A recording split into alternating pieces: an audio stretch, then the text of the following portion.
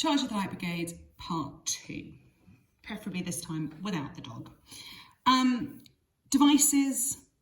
Did you look at what gave it its tone? Can you, for example, notice the use of the repetition? Did you notice the pattern? Did you notice the rhyming? If so, why? So your really big question on all of these things, the devices are easy to spot. Okay, so can you see repetition? Rode the 600, rode the 600, rode the 600, rode the 600.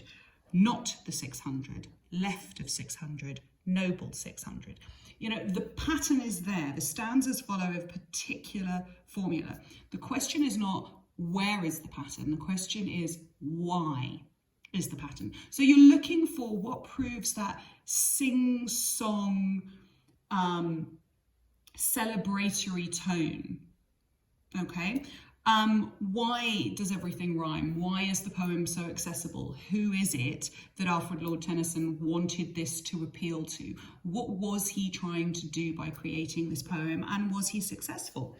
So those are the questions you have to ask yourself when you're starting to look at the structure of the poem. If I said to you that the Charge of the Light Brigade, that the Light Brigade are a cavalry, then you would tell me that the cavalry are on horseback. So half a league, half a league, half a league onward, bum, bada, bum, bada, bum, bada, bum. It's the sound of a canter. It's the sound of the horse's hooves. It places you in the middle of the action. It gives you a sense of pace, a sense of involvement in what was happening. Okay, and again, that is all deliberately done by the author. So if we're looking at all of that, let's have a look. We've got our repetition of distance, distance, distance. If you don't know what a league is, look it up. Valley of Death, Bible reference, but actually turns out to be true. It's not literally called the Valley of Death. The poet calls it the Valley of Death. So what is that? You'd better be saying metaphor. If you're not saying metaphor, give yourself a kick. Forward, the Light Brigade, charge for the guns, he said.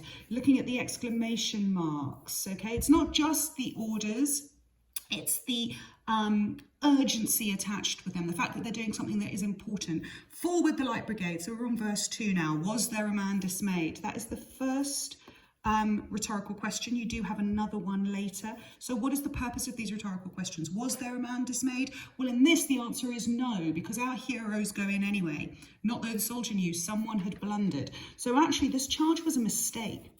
And that's really interesting. And you're often asked, or commentators are often asked, why did he choose something that was such a mistake, an error of judgment, a failure to celebrate? And it's because Tennyson was not celebrating the people who gave the orders. He was celebrating the soldiers who followed the orders. He was celebrating the bravery of the man in the field on the day. Theirs not to make reply, theirs not to reason why, theirs but to do and die. That is an exceptionally famous quotation. Theirs not to make reply, so it's not for you to respond to the order. Theirs not to reason why. You don't get to ask, what am I doing this for? Theirs but to do and die.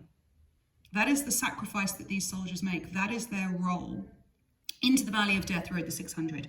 Cannon to the right of them, cannon to the left of them, cannon in front of them. So right, left, front. Why do we have these prepositions telling you the position? Because the idea being that you are surrounded. They were overwhelmed right from the beginning, okay? Overwhelmed, surrounded, overwhelmed. Volleyed and thundered, stormed at with shot and shell. So you've got all these verbs. You've got your alliteration. Again, why? Boldly, look at the adverb. Boldly they rode and well, into the jaws of death, into the mouth of hell, rode the 600. Okay, so it's that bravery, that celebration, that acknowledgement of what they were doing. Flashed all their sabres bare. You need to know that sabre is a sword. You need to know flashed and flashed. Repetition is it's the movement. It's the sunlight on the metal. Why bare? Because they're pulling them out of the sheaths. Okay, so they're unsheathing their swords as they turn in the air. There is a level of skill to be able to ride a horseback into gunfire and still charge them down whilst pulling out your swords. Sabering the gunners there, charging an army while all the world wondered. So that army, why have we used that collective noun? Why an army? Because it shows how outnumbered they were. okay? The sense of bravery. While all the world wondered is actually the reference to the newspaper article that he read. This stuff is being reported. It's being reported around the world. It's being reported back home. Plunged in the battery smoke, right through the line they broke. Cossack and Russian reeled from sabre stroke, shattered and sundered. Okay, so you've got the shattered and sundered that goes with volleyed and thundered. So the guns are volleying and thundering in line 21, but our soldiers are shattered and sundered. They are pushing back, they're shattering and sundering. So they're taking apart, they're splitting up. Then they rode back, but not the 600. Not only have you got the repetition here to emphasize the sense of loss, it's not just repetition. What is this at the end of a line? Okay, enjambement. So actually what Tennyson's done here is two things, repetition and enjambement.